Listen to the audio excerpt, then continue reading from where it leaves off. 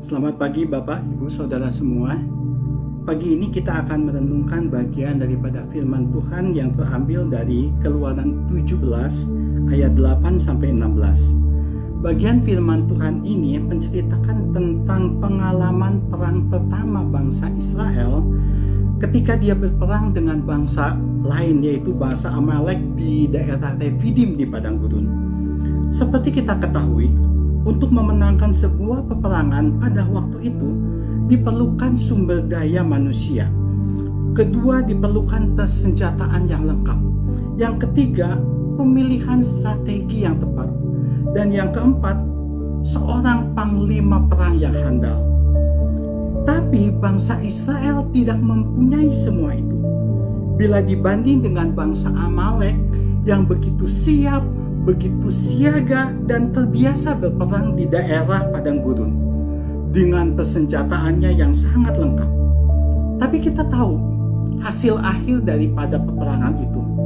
Bangsa Israel memenangkan peperangan itu semua karena bukan kehebatan bangsa Israel, tapi itu semua campur tangan Tuhan di dalam perang tersebut. Saudara, Tuhan dapat membalikan sesuatu yang tidak mungkin menjadi mungkin. Campur tangan Tuhan inilah yang kita perlukan di dalam kehidupan kita, di mana setiap saat kita menghadapi peperangan rohani di dalam kehidupan kita. Seperti yang ditulis di dalam 1 Petrus 5 ayat 8, bahwa lawanmu si iblis seperti singa yang mengaum-ngaum berjalan berkeliling dan siap menelan siapapun orang yang dapat ditelannya. Nah, bagaimana supaya kita dapat menang di dalam peperangan rohani ini? Mari kita belajar pengalaman dari bangsa Israel untuk memenangkan perang melawan bangsa Amalek. Ada dua hal yang dapat kita pelajari. Yang pertama, yaitu taat kepada seorang pemimpin. Saudara, ketika Musa berkata kepada Yosua di ayat 9, supaya Yosua memilih orang-orang yang tepat untuk berperang melawan bangsa Israel, pasti Yosua kebingungan. Pada saat itu kebingungan luar biasa. Kenapa? Karena ketika dia akan memilih orang-orang Israel yang siap berperang, tidak ada satupun orang yang siap berperang.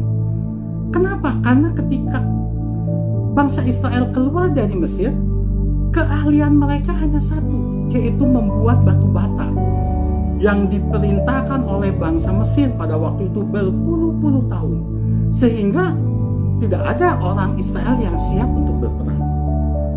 Kebingungan yang kedua, bangsa Israel tidak mempunyai senjata untuk berperang. Ketika mereka keluar dari Mesir, mereka tidak mempunyai senjata, tidak membawa senjata.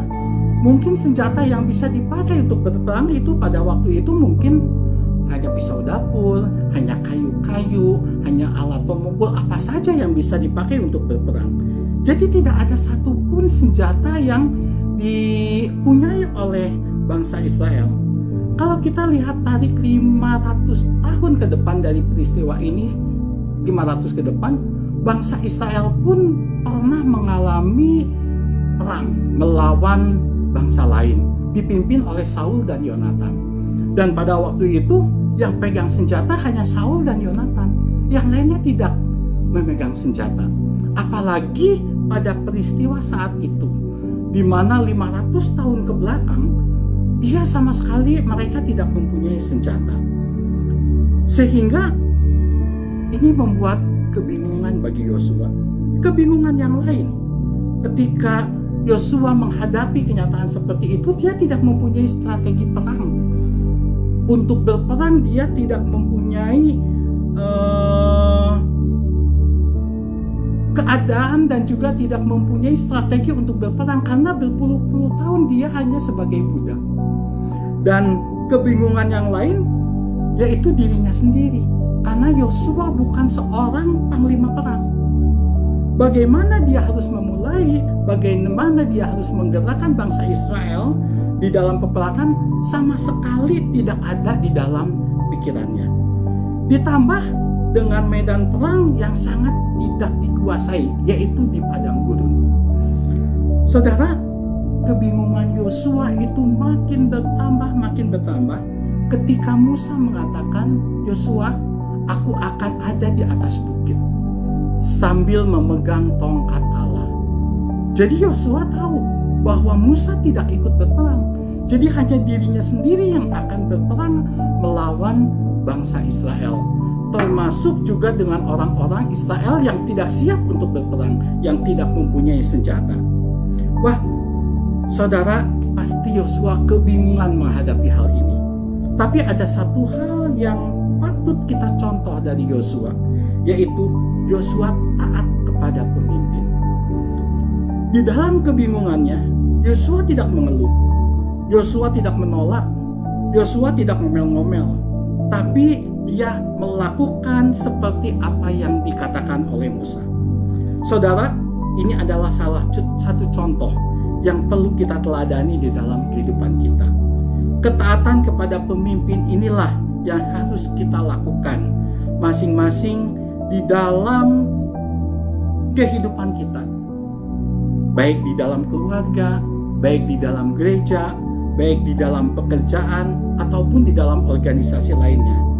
Taat kepada pemimpin kita di dunia merupakan satu pembelajaran untuk kita taat kepada pemimpin agung kita, yaitu Yesus Kristus.